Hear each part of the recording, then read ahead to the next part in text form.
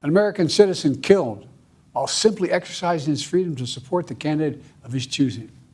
We cannot, we must not go down this road in America. President Biden tonight calling for unity in an Oval Office address after yesterday's assassination attempt on Donald Trump. Taman Bradley joins us live from Milwaukee, where the Republican National Convention will kick off tomorrow. Taman. Hey there, Jackie. A good evening from the convention floor, where tomorrow the political world will try to get back to the campaign when the floor is packed with delegates and elected officials. They've got business to do. They're going to this week nominate Donald Trump for President of the United States, and Trump must reveal his pick for Vice President. All of that is coming up, but right now, Jackie, as you were mentioning, the political world is so concerned about that shooting at the Trump rally. Tonight, Donald Trump arrived in Milwaukee on the eve of the Republican convention. The former president and party officials converge here one day after an assassination attempt. Take a look at what happened. That incident Saturday on the campaign trail in Pennsylvania, prompting President Biden to order a review of all security measures for the convention. Mr. Biden, who condemned the shooting, delivered a primetime address warning of the risks of political violence. There's no place in America for this kind of violence, or for any violence ever. Period. No exceptions. We can't allow this violence to be normalized. Trump posted on social media, "Thank you to everyone for your thoughts and prayers yesterday, as it was God alone who prevented the unthinkable from happening." Tonight, new information from law enforcement officials. They tell the AP rally-goers noticed a man climbing to the top of a roof of a nearby building and warned local law enforcement. One officer climbed to the roof and encountered the shooter, who pointed his rifle at the officer.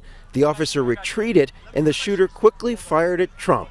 The FBI has identified that shooter as 20-year-old Thomas Matthew Crooks. He was shot dead by Secret Service agents. Investigators have not determined a motive. They also say bomb-making materials were found inside Crooks's vehicle and home.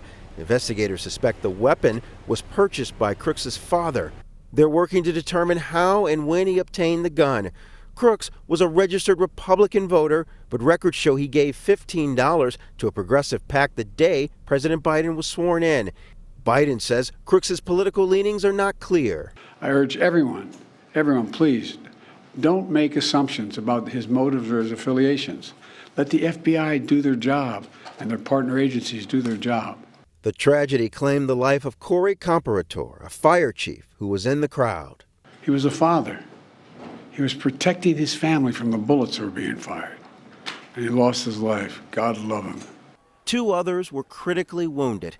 Academics have begun studying the rise of political violence. What's happened over the course of time, however, is anger has been building on both sides. You are seeing increasingly radical wings here in the public, determined minorities. The Secret Service said today they're not adjusting their plans in light of the shooting. Their plan is robust, they say. They've been working on it for many months. Despite the security concerns, Republican officials are very excited about the start of the convention. In Deep Blue, Illinois, they're hoping to re-energize their party after electing a new leader. And we've started to touch base with many of the Illinois Republicans who are already here in Milwaukee. Take a listen. Well, I'd love to see us come out of here enthusiastic. They'll be meeting the new team, the new leadership, Dean White and Rhonda Belford, and as well as Kathy Salve. And so I think having a nice little bit of momentum coming out of this, a rejuvenation and excitement about what comes ahead of us. Look, Illinois is closer to turning red than Texas is to turning blue. Now, tomorrow is day one of the convention. The theme, Make America Wealthy Once Again. One more note from here tonight, Jackie. Former President Trump telling the Washington Examiner, in light of what happened, he's rewriting his speech. He sees this as an opportunity to unite the country and all of the world, Jackie. All right, unity seems to be the theme. Okay, we appreciate it. We will be bringing you live coverage throughout the Republican National Convention. In addition to Taman, Ben Bradley and Ray Cortopassi will be keeping us updated through Thursday.